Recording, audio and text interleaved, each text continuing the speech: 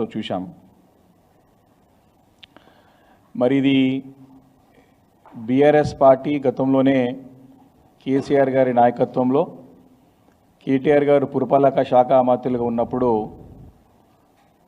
2022లోనే చివరిలో 22-23 ప్రాంతంలో మరి ఈ ప్రాంతాలతో పాటు ఇంకా నగరంలో అనేక ప్రాంతాల్లో విస్తరించాలని చెప్పేసి ఆ రోజు సుమారు 63,000 కోట్ల రూపాయలతోని మరి ప్రతిపాదనలు సిద్ధం చేయాలి, డిపిఆర్ సిద్ధం చేయాలని చెప్పి కన్సల్టెంట్ని అపాయింట్ చేసి మరి ప్రభుత్వము గతంలో ఎన్నికలకు పోయిన సందర్భం బీఆర్ఎస్ పార్టీ అసెంబ్లీ వేదికగా బయట కూడా పత్రికా విలేకరుల సమావేశం ద్వారా అనేక వేదికలపైన చెప్పిన మాట స్పష్టంగా తెలియజేస్తా ఉన్నాను.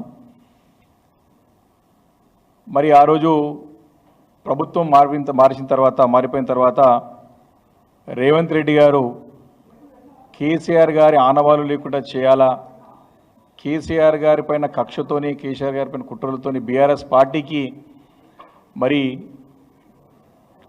చెడ్డ పేరు వచ్చే విధంగా టీఆర్ఎస్ పార్టీని డిఫేమ్ చేసే విధంగా కేసీఆర్ గారు తీసుకున్న నిర్ణయాలు తప్పుడు నిర్ణయాలని చెప్పి చిత్రీకరించే ఒక ప్రయత్నంలో భాగంగా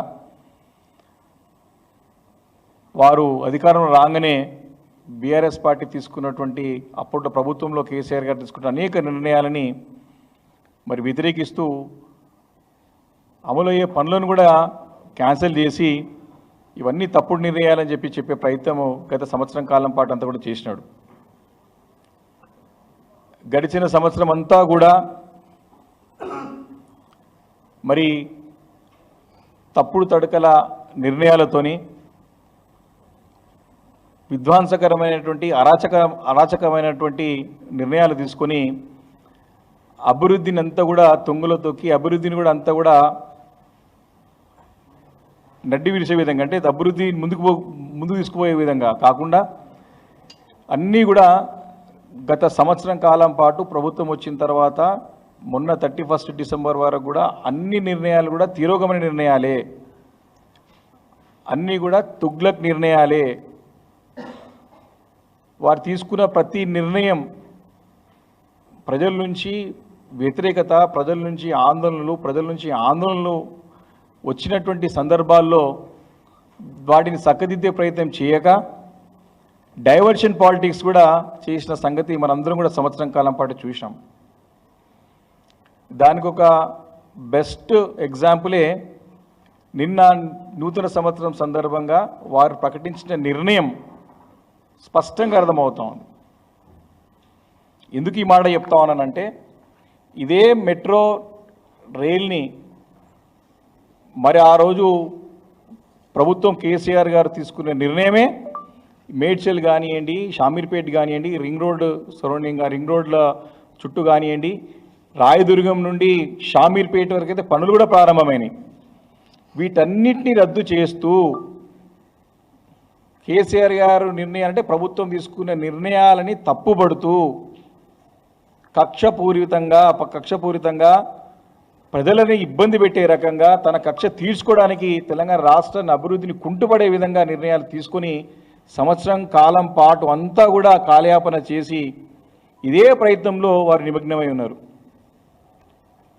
మళ్ళీ వారి తప్పును సరిదిద్దుకునే ప్రయత్నంలో భాగంగా నిన్న గతంలో ప్రభుత్వం తీసుకునే నిర్ణయాలనే వాటిని వ్యతిరేకించి వాటిని క్యాన్సిల్ చేసి మళ్ళీ నిన్న వారు తీపి కబూరు అని చెప్పేసి మళ్ళీ కేసీఆర్ గారు తీసుకున్న నిర్ణయాన్ని పాటించక తప్పలేదు. గౌరవ మా పార్టీ అధినేత కేసీఆర్ గారు మరి ఆ రోజుల్లో తెలంగాణ రాష్ట్రాన్ని అంటే ఒక ఆత్మలాగా భావించి తెలంగాణ రాష్ట్రాన్ని మరి భవిష్యత్ తరాల వరకు బాగుండాలని చెప్పేసి ఒక రోడ్ మ్యాప్ని రాబోయే తరాల వారు ఎవరు ఇబ్బంది పడొద్దని చెప్పేసి అన్ని రంగాలలో మరి తీర్చిదిద్ది ఒక చక్కటి రోడ్ మ్యాప్ని మరి తయారు చేసి పెట్టి చక్కగా పనిచేసుకుంటూ పోయిన తరుణం అది.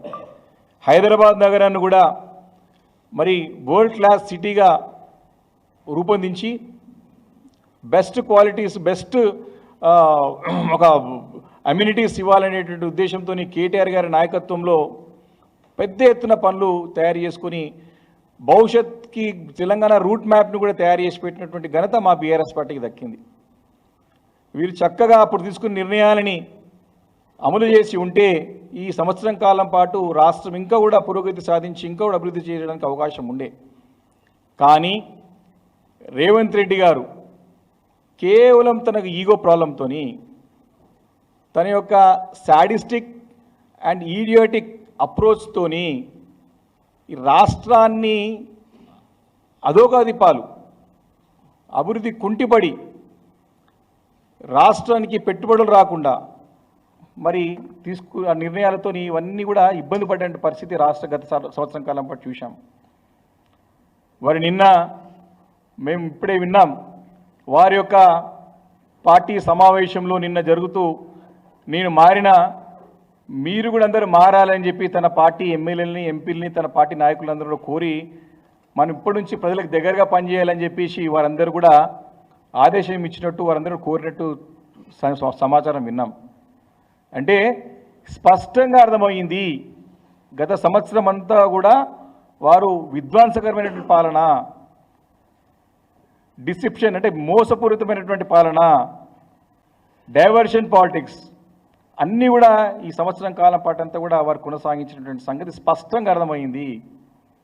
మేము పదే పదే ఇదే ఒక మెట్రో అప్పుడు ఈ మెట్రో రైల్ ప్రతిపాదనను క్యాన్సిల్ చేస్తే అటు అసెంబ్లీ వేదికగా బీఆర్ఎస్ పార్టీ తరఫున బీఆర్ఎస్ పార్టీ నగరానికి చెందినటువంటి శాసనసభ్యులము పార్టీ నాయకత్వము ఇటు బయట కూడా ఆందోళనలు కూడా పెద్ద ఎత్తున జరిగిన సందర్భంలో మేము చాలా క్లియర్గా ఆ రోజు వారి యొక్క 4th సిటీకి మెట్రోని తీసుకుపోతే ఆ రోజు మేము స్పష్టంగా స్పర్శించాం ప్రభుత్వాన్ని.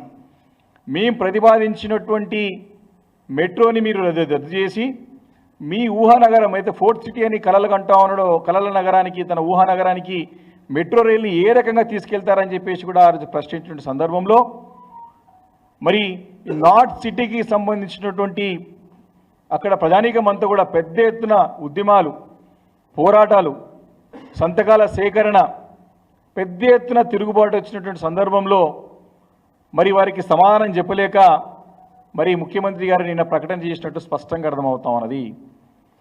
ఇది తప్పకుండా ప్రజల విజయం, బీఆర్ఎస్ పార్టీ విజయం. రేవంత్ రెడ్డి గారు తీసుకునే నిర్ణయాలు తప్పుడు నిర్ణయాలు సంవత్సరం కాలం పాటు గతంలో కేసీఆర్ గారు వేసినటువంటి రూట్ మ్యాప్లనే రేవంత్ రెడ్డి నడవక తప్పదు అని నిన్న వారి ప్రకటనతో రుజువైందని చెప్పేసి నేను ఈ సందర్భంగా నేను మనవి చేస్తా ఉన్నాను. కాబట్టి ఇక్కడితో ఆగకుండా వారు రాయదుర్గం నుంచి కూడా శంషాబాద్ ఎయిర్పోర్ట్కి కూడా ప్రారంభమైనటువంటి పనులను రద్దు చేసినటువంటి సందర్భం మనం చూసాం. అసెంబ్లీ వేదిక కూడా వారు అనౌన్స్మెంట్ చేశారు. కానీ ఆ రోజు కూడా బీఆర్ఎస్ పార్టీ స్పష్టంగా ప్రశ్నించింది, ముఖ్యమంత్రి గారు మీరు శాస్త్రీయ పద్ధతిలో కాకుండా మీరు మీ ఈగో సాటిస్ఫాక్షన్ కోసానికి మీరు బేచజాలకు పోయి కేసీఆర్ గారు తీసుకున్న నిర్ణయాలు తప్పుడు నిర్ణయాలుగా చిత్రీకరించే ప్రయత్నంలో భాగంగా మీరు ఆ ఒక మెట్రో ట్రైన్ని రద్దు చేసినటువంటి సందర్భం క్లియర్గా మనం అడిగినాము. ఏ పద్ధతి ప్రకారం ఈ శాస్త్రీయ పద్ధతి ప్రకారం పొండి రాయదుర్గం నుంచి శంషాబాద్ ఎయిర్పోర్ట్ పోవడానికి ఉన్నటువంటి ఆ విసినిటీలో ఆ ఒక ప్రాంతంలో దాదాపు 10 లక్షల పైచీలకు ఐటీ ఉద్యోగులతో పాటు అనేక ప్రాంతాలకు ఒక సెంటర్, అది ఎపీ సెంటర్, అది అక్కడి నుంచే ప్రజలు ప్రయాణించేటువంటి రూట్ అది. అక్కడ జూబ్లీహిల్స్ నియోజకవర్గం కానీ, కుక్కట్పల్లి నియోజకవర్గం కానీ, షేర్లింగంపల్లి నియోజకవర్గం కానీ, కుతుబుల్లాపూర్ కానివ్వండి, ఇటు పక్కకు వచ్చే చాలా ప్రాంతాలు, అన్ని ప్రాంతాలు, అటు అదేవిధంగా మహేశ్వరం నియోజకవర్గం కానివ్వండి, అదేవిధంగా మన రాజేంద్ర నగర్ నియోజకవర్గం కానీ, కూడా అన్ని ప్రాంతాల ప్రజలు ఎక్కువ మొబిలిటీ ఎక్కువ ప్రాంతాలు ప్రయాణించే ప్రాంతం అది. సైంటిఫిక్గా స్టడీ చేసి పనులు ప్రారంభించినటువంటి మెట్రో రూట్ని మీరు రద్దు చేయకూడదు అని బీఆర్ఎస్ పార్టీ ఆ రోజు డిమాండ్ చేసింది. ఈరోజు కూడా చెప్తా ఉన్నాం, మీరు మారినారు కాబట్టి, మీరు మారిన మనస్తత్వంతో పనిచేస్తే ప్రజలకు మంచి అవుతుంది కాబట్టి ఇప్పటికైనా మీరు బేషజాలకు పోకుండా, అది చాలా ప్రజలకు ఉపయోగపడేటువంటి రూట్ అది కాబట్టి దాని తక్షణం ఆ పనులు కూడా మరి పనులు రీఇనిషియేట్ చేసి ఆ పనులు ప్రారంభమయ్యే విధంగా మీరు చర్యలు తీసుకోవాలని చెప్పేసి బీఆర్ఎస్ పార్టీ డిమాండ్ చేస్తూ ఉంది. తప్పకుండా మీరు చెప్పినట్టు కేసీఆర్ గారు వేసిన రూట్ మ్యాప్లు నడవక తప్పదు. నేను ఎగ్జాంపుల్ మెట్రోనే చెప్తా ఉన్నా, కానీ ఇరిగేషన్ ప్రాజెక్ట్స్ తీసుకున్నా, ఎలక్ట్రిసిటీ పాలసీస్ తీసుకున్నా, ఏ పాలసీ తీసుకున్నా తప్పకుండా కేసీఆర్ గారు వేసిన రూట్ మ్యాప్లు నడవక రేవంత్ రెడ్డికి తప్పదు అని చెప్పేసి ఈ సందర్భంగా నేను మనవి చేస్తూ ఉన్నాను. అదేవిధంగా ఎలివేటెడ్ కారిడార్స్, వారు ముఖ్యమంత్రి బాధ్యత చేపట్టిన తర్వాత ఇదే ప్రాంతంలో ఇదే రూట్లో సికింద్రాబాద్ ప్యారడైజ్ నుంచి మేడ్చల్ రూట్ ఏదైతే ఉన్నదో సుచిత్ర వరకు మేడ్చల్ చెక్పోస్ట్ వరకు ఎలివేటెడ్ కారిడార్ మంజూరయ్యినది. అదేవిధంగా ప్యాట్నీ నుండి షామీర్పేట రూట్లో ఎలివేటెడ్ కారిడార్ శాంక్షన్ అయి ఉన్నది. దానికి కేంద్రం నుండి కూడా మీకు క్లియరెన్స్ వచ్చింది. గతంలో మేము చేసిన ప్రయత్నంలో భాగంగా డిఫెన్స్ కూడా క్లియరెన్స్ ఇచ్చింది. మీరు శంకుస్థాపన చేసి ఇదే ముఖ్యమంత్రి రేవంత్ రెడ్డి గారు వారి చేతుల మీద స్వహస్తాల చేతుల మీదుగా శంకుస్థాపన చేసి సంవత్సరం కావస్తా ఉన్నా తట్టడి మట్టి తీయలేదు ఇప్పటివరకు కూడా. ఇది ప్రభుత్వం యొక్క పనితీరు. సేమ్ ఇదే కూడా మళ్ళీ ఇది మెట్రో రైలు కూడా ఇదే ఇది కూడా కోల్డ్ స్టోరేజ్ పడేసే ప్రయత్నం చేస్తూ ఉన్నారు. మీరు శంకుస్థాపన చేసినటువంటి హెచ్ఎండిఏ నిధులు ఉన్నటువంటి హెచ్ఎండిఏ ద్వారా చేసే పనులనే మీరు శంకుస్థాపన చేసి సంవత్సరం అయినా పనులు ప్రారంభం కాలేదు, పనులు స్టార్ట్ కాలేదు.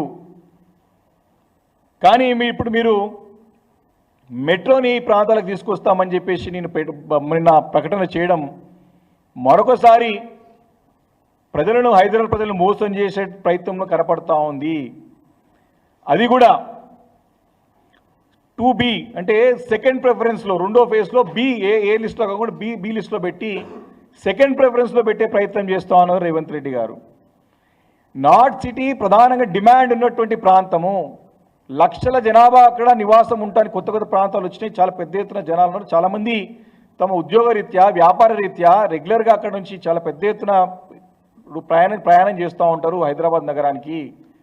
మీరు దీన్ని టాప్ ప్రయారిటీలో పెట్టుకోవాల్సినటువంటి అవసరం ఉంది. కానీ దీన్ని సెకండ్ ప్రిఫరెన్స్లో పెట్టుకోవడం బీఆర్ఎస్ పార్టీ తీవ్రంగా ఖండిస్తూ ఉంది, వ్యతిరేకిస్తూ ఉంది. తక్షణం దీన్ని టాప్ ప్రయారిటీ కింద పెట్టుకొని మీరు ప్రకటించినటువంటి ఏదైతే మెట్రో మేడ్చల్ నుంచి షామీర్పేట ఉందో దీన్ని మొదటి ప్రాధాన్యతలో పెట్టుకొని మీరు పనులు ప్రారంభం చేయాల్సిందిగా మేము డిమాండ్ చేస్తూ ఉన్నాము. దీన్ని మీరు నిన్న స్టేట్మెంట్లో కూడా చూడడం ఆశ్చర్యం కలిగించా ఉంది. కేంద్రంకి పచ్చ జెండా కోసం పంపిస్తూ ఉన్నాం, ప్రతిపాదనలు పంపిస్తూ ఉన్నాం అని చెప్పి దాటివేసే ధోరణి, తప్పించుకునే ధోరణి స్పష్టంగా ముఖ్యమంత్రి గారి యొక్క స్టేట్మెంట్లో కనపడుతూ ఉంది. కాబట్టి మేము అడుగుతూ ఉన్నాం, ఏ టైం ఫ్రేమ్లో వితిన్ 1 ఇయర్లో చేస్తారా, 1.5 ఇయర్లో చేస్తారా, 2 ఇయర్స్లో చేస్తారా, 3 సంవత్సరాల్లో చేస్తారా? దీన్ని తప్పకుండా వితిన్ ది టైం ఫ్రేమ్ ఎప్పటివరకు పూర్తి చేస్తారో స్పష్టంగా ప్రకటన చేయాలని చెప్పేసి మేము డిమాండ్ చేస్తూ ఉన్నాం. మరొకసారి ప్రజలు మోసపోవడానికి సిద్ధంగా లేరు. సింపుల్ ఎగ్జాంపుల్, మీరు ఇచ్చినటువంటి 100 రోజుల్లో 6 గ్యారంటీలు 420 హామీలు 400 రోజులు అయిపోయినా ఇప్పటికి కూడా హామీలు నెరవేర్చలేదు. సేమ్ ఇవి కూడా అదే కోలకు తీసుకొచ్చి దీన్ని కోల్డ్ స్టోరేజ్లో పడేసి ప్రజలను మోసం చేసే ప్రయత్నం చేయకండి. కాబట్టి మేము కోరుతా ఉన్నాం, ఏదైతే సెకండ్ ప్రిఫరెన్స్ ఉన్నటువంటి ఈ యొక్క మెట్రోని ఇమీడియట్గా టాప్ రైట్లో పెట్టుకొని మీరు కేంద్రం నుంచి నిధులు వస్తేనే పనులు చేస్తామనే ఒక ఆలోచన మానేసి, గతంలో కేసీఆర్ గారి నాయకత్వంలో మరి కేంద్రం నుండి అదనపు సహాయం రూపాయి రాకున్నా అన్నీ కూడా పెద్ద పెద్ద ప్రాజెక్టులు టైం పెట్టి పూర్తి చేసేటువంటి ఘనత మా ప్రభుత్వానికి, మా నాయకుడు కేసీఆర్కే దక్కుతుంది. అప్పుడు పనిచేసేటువంటి మా పురపాలక శాఖ మంత్రి కేటీఆర్కే దక్కుతుంది సందర్భంగా మనవి చేస్తా ఉన్నాను. కాబట్టి మీరు కూడా అంతకంటే ఇంకా మంచిగా పనిచేయండి, ప్రజలు మిమ్మల్ని స్వాగతిస్తారు. కానీ ఈ రకమైన డైవర్షన్ పాలిటిక్స్, తప్పించుకొని పోయే ధోరణి, దాటివేసే ధోరణిని మానుకొని చిత్తశుద్ధితోని ప్రజల అవసరాల కోసం పనిచేయాల్సిన అవసరం ఉందని చెప్పి, హైదరాబాద్ నగర ప్రజల అవసరాల కోసం పనిచేయాల్సిన అవసరం ఉందని చెప్పి నేను కాంగ్రెస్ ప్రభుత్వానికి, ముఖ్యమంత్రి గారికి నేను తెలియజేస్తూ ఉన్నాను. ఎందుకు ఈ మాటలు చెప్పాల్సి వస్తుందంటే, కేంద్రం నుండి మాకు సహకారం రాలేదు కదా అని కేంద్రం పైన నెట్టేసి మరి పనులను ఎక్కడక్కడ ఆపేసే ప్రయత్నం చేస్తారని చెప్పేసి స్పష్టంగా అర్థమవుతా ఉన్నది. ఎందుకు ఈ మాట చెప్పాల్సి వస్తుందంటే, మరి గత సంవత్సరం కాలం పాటు వారు ఎన్నో నిర్ణయాలు తీసుకొని ఆ నిర్ణయాలన్నిటి కూడా వాపసు తీసుకున్నటువంటి సందర్భాలు చూశాం. అందుకే ప్రభుత్వం అంతా కూడా సంవత్సరం కాలం పాటు తిరోగమన నిర్ణయాలతోని రాష్ట్ర అభివృద్ధిని కుంటుపడిచారని చెప్పేసి స్పష్టంగా మేము ఆరోపిస్తూ ఉన్నాం. ఆధారాలతో పాటు ఆరోపిస్తూ ఉన్నాం. అసెంబ్లీ వేదిక కూడా శాసనసభ పక్షం అంతా కూడా వాటి చేసే తప్పులన్నీ ఎత్తి చూపినాం. తప్పులు సరిదిద్దుకోమని చెప్పే ప్రయత్నం చేశాం. ప్రభుత్వము మొండి వైఖరితో పోకుండా ప్రజలని మరి దృష్టిలో పెట్టుకొని పనిచేయాల్సిన అవసరం ఉన్నది. గతంలో కూడా గత ప్రభుత్వం తీసుకున్న మంచి నిర్ణయాలన్నింటి కూడా ఫార్మా సిటీని మేము క్యాన్సిల్ చేస్తామని చెప్పింది. అదేవిధంగా తాగునీరు, హైదరాబాద్ ప్రజల నగర తాగునీరు అవసరాల కోసం రాబోయే రోజులు, రాబోయే 5 దశాబ్దాల పాటు ఎవరు కూడా ఇబ్బంది కావద్దని చెప్పి మీ కొండపోచమ్మ సాగర్ నుంచి 20 టీఎంసీ నీళ్ళు హైదరాబాద్ నగరానికి తీసుకురావాలని చెప్పేసి మేము ప్రణాళిక రూపొందిస్తే వాటిని రద్దు చేసింది ఇదే ప్రభుత్వం. అదే కాకుండా మేము మూసీ రిజువినేషన్ ప్రోగ్రామ్ స్టార్ట్ చేస్తే అది తప్పని చెప్పి 1,50,000 కోట్లతో చేస్తామని చెప్పి ముందుకు పోయి మళ్ళీ కూడా అక్కడ పప్పులో కాలేసింది. అదేవిధంగా హైడ్రాని కొత్తది తీసుకొచ్చి మరి నగర ప్రజలను భయభ్రాంతులకు గురి చేసిన తర్వాత హైకోర్టు ముట్టకాలయం చేసిన తర్వాత తోక ముడిచింది. ఇలా చాలా అంటే చాలా ఉదాహరణలు ఉన్నాయి. నగర ప్రజలను ఇబ్బంది పెట్టినటువంటి నిర్ణయాలు, తెలంగాణ రాష్ట్ర అభివృద్ధిని కుంటుపరిచే నిర్ణయాలు చాలా ఉన్నాయి. ఉదాహరణలతో పాటు చెప్పినాము. ఇప్పటికైనా సరే నిన్న నూతన సంవత్సరం సందర్భంగా మేము మారబోతున్నామని చెప్పే ప్రయత్నంలో భాగంగా చేసి ఈ యొక్క ప్రకటన చేసినటువంటి సందర్భంలో బీఆర్ఎస్ పార్టీ ఇప్పటికి కూడా మిమ్మల్ని నమ్మే పరిస్థితి ప్రజల్లో లేరు. ఏ రకంగానైతే మీరిచ్చినటువంటి 100 రోజుల్లో 6 గ్యారంటీలు 420 హామీలు చెప్పినారో, ఎలా అయితే అవి అమలు అయ్యే వరకు బీఆర్ఎస్ పార్టీ పోరాటం చేస్తోందో, వెంబడబడుతూ ఉందో, భవిష్యత్తులో కూడా హైదరాబాద్ నగర ప్రజల అవసరాల రీత్యా చేపడుతున్న అనేక కార్యక్రమాల్లో భాగంగా మరి ఇదైతే ఉన్నదో మెట్రో విస్తరణకు కూడా చేసే వరకు కూడా తప్పకుండా బీఆర్ఎస్ పార్టీ ప్రజల తరఫున పోరాటం చేస్తుందని చెప్పేసి కూడా ఈ సందర్భంగా ముఖ్యమంత్రి గారిని ప్రభుత్వాన్ని హెచ్చరిస్తూ ఉన్నాం.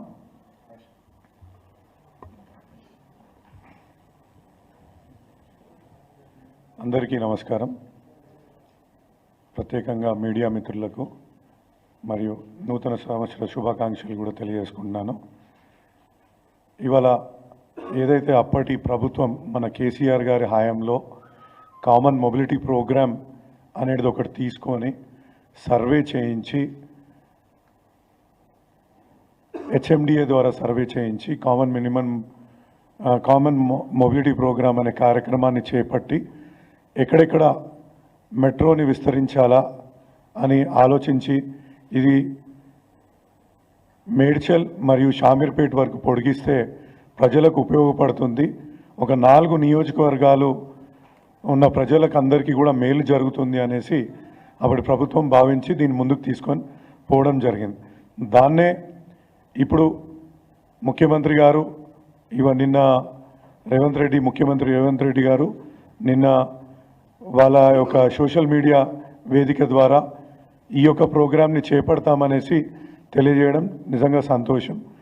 ఇంకొక విషయం ఏంటంటే, ఏదైతే ఎయిర్పోర్ట్కి తీసుకెళ్లాలా ఓల్డ్ సిటీ ద్వారా అని ఏదైతే దానికి ఎంత ప్రయారిటీ ఇస్తుండ్రో ఈ ప్రాంతానికి కూడా అంతే ప్రయారిటీ ఇచ్చి దాన్ని మన 2Bలో పెట్టిన సందర్భాన్ని సెకండ్ ప్రిఫరెన్స్ ఇచ్చిన సందర్భాన్ని తెలియజేసుకుంటూ దాన్ని ఫస్ట్ ప్రిఫరెన్స్కి ఏదైతే ఎయిర్పోర్ట్కి ఏ విధంగా విస్తరించాలా అని అనుకుంటున్నారో ఈ ప్రాంతంలో కూడా మెట్రో అదే విధంగా విస్తరించాలనేసి మేము ప్రభుత్వాన్ని కోరుతున్నాం. ఎందుకంటే ఇక్కడ ఒక అత్యధిక జనాభా, అత్యధిక ఓటర్లు ఉన్న పార్లమెంట్ సెగ్మెంట్ ఇది. దీంట్లో గౌరవ ముఖ్యమంత్రి రేవంత్ రెడ్డి గారికి కూడా అనుభవం ఉంది. దీన్ని ప్రయారిటీగా ఇస్తే ప్రజలు హర్షిస్తారు. కాబట్టి దీన్ని కేంద్ర ప్రభుత్వం మీద పెట్టకుండా ఏ విధంగా అయితే ఎయిర్పోర్ట్కి రాష్ట్ర ప్రభుత్వ నిధులతోటి ముందుకెళ్తున్నారో అదేవిధంగా ఈ యొక్క ప్రాజెక్టులను కూడా రాష్ట్ర ప్రభుత్వ నిధులతోటి తీసుకెళ్ళి దాన్ని పూర్తి చేయాల్సిందిగా ఈ సందర్భంగా కోరుతున్నాను. Thank you.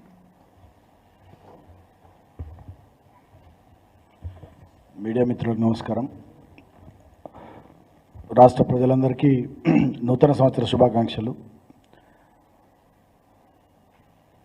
ఈ కొత్త సంవత్సరంలోనైనా ఈ కాంగ్రెస్ ప్రభుత్వానికి బుద్ధి రావాలని ముఖ్యమంత్రి రేవంత్ రెడ్డి మనసు మారి వ్యక్తుల మీద కక్షతో రాష్ట్రాన్ని నాశనం చేసే పద్ధతుల్ని, వ్యక్తుల మీద కోపంతో, వ్యక్తుల మీద దుగ్ధతో తెలంగాణ రాష్ట్ర ప్రగతిని కుంటుపరిచే తిరోగమన చర్యల్ని బంద్ చేయాలని, ఆ విధంగా రేవంత్ రెడ్డి కూడా భగవంతుడి కొత్త సంవత్సరం మంచి బుద్ధిని ప్రసాదించాలని కోరుకుంటూ, ముఖ్యంగా ఈ సంవత్సర కాలంలో ప్రభుత్వం యొక్క తీరు, ప్రభుత్వం యొక్క విధానం చూస్తే చాలా స్పష్టంగా అర్థమవుతా ఉంది. ఇందాక మా సీనియర్ నాయకులు కుత్బుల్లాపూర్ శాసనసభ్యులు వివేక్ గౌడ్ గారు చెప్పినట్టుగా ఇదొక తుగ్లక్ ప్రభుత్వం, తిరోగమన విధానాలతోని తెలంగాణ రాష్ట్రాన్ని సర్వనాశనం చేస్తున్నటువంటి అరాచక ప్రభుత్వం అని స్పష్టంగా రాష్ట్ర ప్రజలకు ఈ 400 రోజుల పరిపాలనలో అర్థమైపోయింది.